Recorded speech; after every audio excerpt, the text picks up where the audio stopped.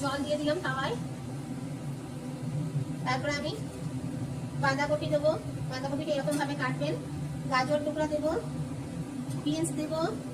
আমরা ঢাকন খুলে দেখছি এগুলো সিদ্ধ হয়ে গেছে। এবার আপনার ডিম দিয়ে দেবো এতে। আমরা দুটো ডিম দিয়ে দিয়েছি, কিন্তু ডিমগুলো দেওয়ার পরে নাড়ানাড়ি করবেন না। এদিকে সুইট কর্ন আর মটরশুঁটি, মটরগুলো খুব নরম ছিল তাই আমি আগে দিইনি। এগুলো দিয়ে দিলাম। অল্প পেঁয়াজ সামান্য এটাও দিয়ে দিলাম, একদম পুরো তেলের কোনো লেস নেই। অল্প টমেটো দিয়ে দিলাম আর 2 মিনিট আরো ঢাকুন দেবো। ব্যাস আপনার হয়ে গেছে।